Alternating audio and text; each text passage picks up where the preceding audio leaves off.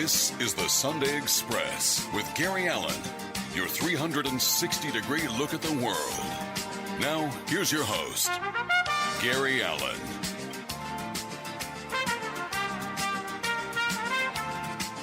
And good afternoon, everybody, and welcome to the Sunday Express. Gary Allen with you right here on 880 The Biz, as we are every Sunday at 5 p.m., along with my producer, Wanda. Yes, exactly. Wanda Miles. And by the way, Wanda and I will be on together next Sunday doing a show, just her and I, talking about subjects that come up. And I know there's one in particular she wants to talk about. So we'll talk about that next week. But further on with that as we move along. My guest today, by the way, I hope everybody's had a wonderful week. And please, between now and next Sunday, please take care of yourselves. It's going to be July 4th. Have a lot of sunblock. Make sure you have enough to drink, water in particular. Just, take care of yourselves and all that other good stuff. And I hope we have a happy 4th of July. And I hope you've had a wonderful Sunday so far and a great weekend. My guest is Anita Faye. Anita Faye is a musical genius in a sense. She's a fabulous singer. Anita's musical journey began when she was very, very young. She discovered her own musical voice. She first caught the attention of the national and international audience after the release of her first gospel album, Are You Willing, in 2005, which garnered critical acclaim and was a finalist for the Best Gospel Album at the International Indie Festival and Music Awards. Anita later made musical history by being the first vocalist to perform the African-American classic Lift Every Voice and Sing at Boston's Fenway Park. Receiving motivation from her faith in Christ, Anita Faye cites Mark 9:23 as she says, "I desire to inspire others to believe or to believe again through my music." And I believe, and I am very proud to have Anita Faye on this program. Anita, welcome to the Sunday Express. Gary with you, and thank you for taking the time to be with us. I was going through some of the notes that you gave me, and before we get into your singing career and everything, you said one of your pet peeves is really bad customer service, and you're a recovering control freak. And I've got to tell you something. I don't like bad customer service either. I find it about as rude as it can possibly be. If you're going to be in the customer service business, then you should learn to control yourself and to give good customer service. But you know what? A lot of times the people that are training the people to do it don't know themselves. Yeah, you know what I've really started to understand the more experiences I get in life is that it's really a character flaw when people give that customer service. And I think, from a biblical or a spiritual perspective, it's people that just don't take heed to the do unto others, motto. Like, it's so basic. When you put yourself in another person's shoes, it should compel you to do better. Well, the one thing that I can't stand, and I'm sure you've gotten this many times living in Las Vegas, a town that I lived in for a number of years, and I lived in L.A. as well, is somebody on the other phone saying, "Hold on the phone, honey. I'll be back with you in a minute, hun." And they're chomping gum on the other side. Oh, my God, that drives me crazy. First of all, I don't like to be called honey or hun or dear if I don't know who you are. And even if I know who you are, I don't like it. So, it's like... And in Vegas, I'm sorry, people there just forget how to be mannerly altogether. So, it's just, but I wanted to bring that out because I also share that pet peeve. By the way, we're going to be playing a couple of cuts from this new CD from Anita called Kingdom Journey. We're going to play one as we go out for the first commercial and the second one as we go out for the second one, second spot. Anita, yes. You realized your talent at a very young age. Was that because of how your mom and dad were to you? It was a combination of that. I didn't realize it at the time, but the story my mom tells me is I've been singing since really before I could string sentences together, and there would be occasions in the middle of the night when my mom would think someone may have been in the house, and she, would hear voices, and so she'd come down the hall. And this was past midnight, 2 a.m., whatever, and I'm in my room singing to my stuffed animals. and they were, I guess you could say, my first audience. Yeah. And I have no recollection of this whatsoever, but that's when it became pretty clear to her and other people in my family that, okay, this girl really likes to sing. Apparently she'll do it at the sacrifice of sleeping, and she has this weird thing that she thinks her animals are her audience. So that's when I think the light bulb went on in my house. I actually did something similar to that because I wanted to be an airline pilot. I follow in my dad's footsteps, and I used to sit in the bathroom making believe that was a cockpit of an airplane, and I was flying an airplane. And my parents used to say, "You're just plain weird, dude. You're just plain weird." And I never thought anybody ever heard me, but they heard me a lot. So I was always pretending to be. Never happened. I mean, I did fly airplanes, but I never got to that particular point. Talk about, you live in Las Vegas. You see a lot of the great entertainers, as I have over the years. When you were growing up, who were some of your? I know Ella Fitzgerald was a hero of yours. You also enjoyed Mahalia Jackson, which she was wonderful. Did you pick a little bit from Ella, a little bit from Mahalia, and incorporate that into who you are, so you could get your style going? Most definitely. Sometimes it's conscious and sometimes it's subconscious what starts to emerge in terms of the imprint that people have had on me musically and vocally. But, I grew up listening to an eclectic amount of music, I would say, in different genres. I grew up in church, sang in the choirs and all of that, sang in my local school and some community choirs as well. And so for me, I like to study the greats, but I'm also just sort of in awe and enamored, I guess, at times. So on the gospel side of the house, Mahalia Jackson certainly has been an influence, but so have the Clark sisters and Commission and Fred Hammond and, so many people, the greats that were the pioneers of the contemporary gospel music movement of our day.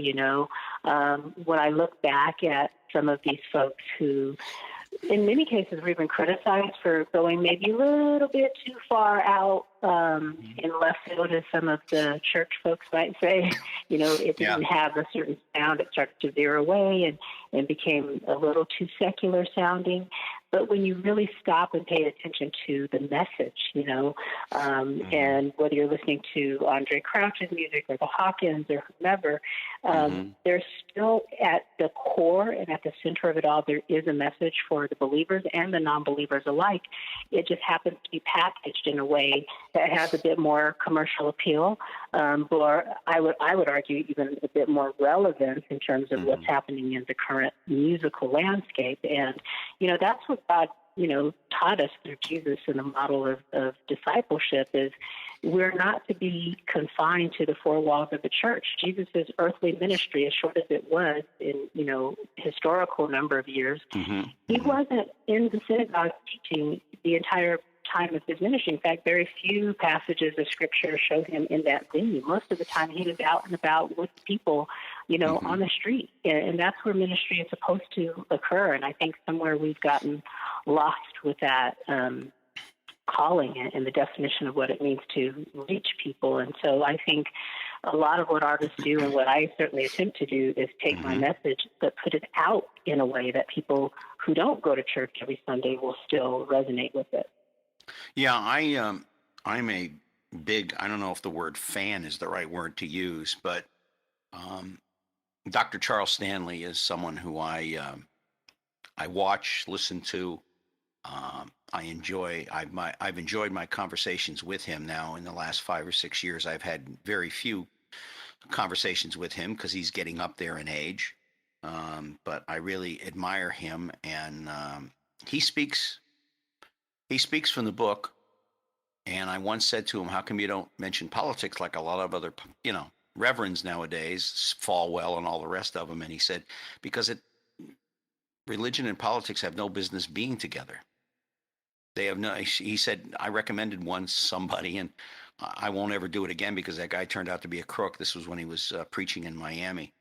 Let's talk a little bit about your your favorite passage from the Bible, Mark 9:23. Why that one of all of that's in the Bible? All things are possible to the one that believes. Everything starts with faith. And certainly whatever belief system people ascribe to, even people who say they don't believe in a higher being or in God, they have to have faith in the counter argument, right? That is more true than the other. And so I think, so many great things that have been accomplished in this world, and certainly in my life and in the lives of people that I've had a chance to observe or be a part of or witness or study, everything starts with a belief. And I'm inspired by so many stories of people that have overcome. That's why I think I am at my core an Olympic junkie. Like, I am a self-professed Olympics junkie. Like, literally, I will watch things that I have no knowledge of, would never engage in, would never ordinarily watch on TV, whether it's the summer or the Winter Olympics. I'm up at 2 a.m. rooting for the underdog because they simply believe they can do something. The Jamaican bobsled team, like, who cares if it doesn't snow over there? They believe that they can make it to the Olympics. Yeah. And God, I'll tell you the truth, Anita, the first time I heard, and it's got to be, 15 years now since the Jamaican bobsled team won anything. When I first heard that they had a bobsled team, my mom used to decorate a lot of hotels in Jamaica, and I turned to her one day, and she's been dead now, but I remember turning, I forget who it was, maybe it was my sister, and I said, Jamaican bobsled team, and my sister goes, yeah, and there's no snow there. There's snow cones maybe, but there's no snow in Jamaica ever, and I'm laughing, but yeah, the guys believed in himself, and that's the whole thing. It was like yesterday, Dr. Stanley said, if you truly believe in him and he knows it, he'll be there for you. He'll answer your prayers. It's just sometimes it doesn't happen when you want it to happen, for a lot of reasons of which we're not going to get into on this program, because that could take up the whole hour. But if you believe in yourself and you understand the gift that he has given you, and he gave all of us a gift, then he's right there with you. If you're sailing in the right direction, you will get there. It may take a while. You may do it in your 30s. You may do it in your 50s. You may not do it till like Colonel Sanders with Kentucky Fried Chicken. You may not do it till you're in your 70s, but you'll do it. You've got, and 100 knows that you'll do it. Yep. Yeah. Your ability to sing, your vocal range is unique. Your octave is unbelievable, and it allows you to maneuver in and out of all types of music, besides gospel music. I would imagine that for you, classical music maybe is where it kind of started, outside of the church, classic music, and then possibly your entrance or through Ella into jazz. And I know by listening to your CD that you certainly incorporate an awful lot of that into your music. Do you have a favorite, though? Is there, if the Lord said to you tomorrow, Anita, I'm sorry, you can only do jazz, gospel, pop, is there one in particular that you could say, okay, if I can only do one and I'll be successful, then this is going to be the one? Wow. No one's ever asked me that before. That's such an awesome question. Well, that's because you're talking to Gare. Yeah, and I like the question. It's painful, right? Because for me, it's almost unfathomable to even have to choose. If I were forced to choose, though, I would have to go with the one that I know would never fail me, and the one that continues to ground me, and that would be gospel. And that's just because, for me, it's been such a powerful genre, growing up. And just, I find myself, even when I'm going through different things in my life, suddenly some song from way back will come to mind, and I'll start humming and I'll start singing it. And it just brings me some level of comfort that I can't describe. Jazz is my second love, I would say. So I would hope that God would say, okay, you can only do one, but every once in a while you can pepper in some jazz. Oh, I see. Okay, Anita. All right. Well, for me, I once heard, not Ella, oh my Lord, she just passed away in Detroit. Oh, God, Nancy, Aretha Franklin. Aretha Franklin. yes. Thank you so much. Thank you so much. Aretha Franklin sang with a black choir. Oh, happy days. Now this is going back 20, 25 years. And I said, if I ever get enough money, and when I'm dead, laying in that box, I want Aretha Franklin. Well, that's not going to happen now, but I to sing "Oh Happy Days" a black choir, because I don't care where you go. If you go to a black church and you hear that choir and they're jamming, my God, they bring the roof down, they knock the roof off, they hit they break the glass ceiling. It is like faith and honesty and God's love and respect. It's like beautiful. It's just beautiful music. Yeah, there really isn't anything like it. I mean, it's No. just so unique in the way that it just sort of captures you and it stirs up some stuff on the inside. I mean, that Oh, yeah. you can't replicate that in other styles of music. And don't get me wrong, there's beautiful music everywhere, and classical and jazz and some Caribbean calypso styles, and there's just like the panacea is amazing. But for me, the thing that tugs at your heart and that just gets you to think as well as stirs up something emotionally, I think that rare combination is what I continue to gravitate to in gospel. We're going to listen to a cut here, the first cut before we take our break, as we go out to the break, and is "Cast My Cares." What's the thought behind that title and the song? That song actually came from a place of despondency, a place of exasperation. I know a lot of people can relate to just being overwhelmed and feeling like, what's really going on and what's this all about? And, when you're trying to carry the weight of the world on your shoulders and you just get to a place of saying, no more, I can't. Yeah. I don't know why I even was foolish enough to think that I could. God, you got to help me here. It comes from that place of raw vulnerability where you're just saying, okay, I throw my hands up. I can't do this, God. You said you cared and that we can cast all of our cares on you, for you care for us.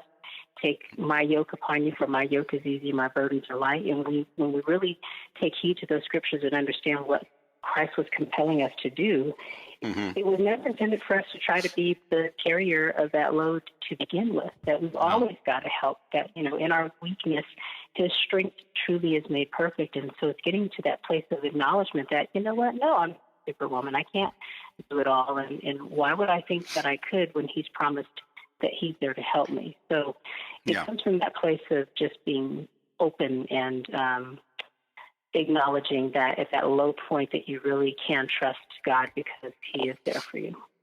All right. Well, I'll tell you what. Let's take a break, and as we go out to the break, we'll listen to this "Cast My Cares" from her new CD, Kingdom Journey, and we'll be back more with Anita Faye on the other side. This is Gary Allen on 880 The Biz with the Sunday Express with Anita Faye, my guest, and here she is. I could pretend everything is okay. I could pretend problems don't bother me today. Or I could be real, so real, until my heart is exposed.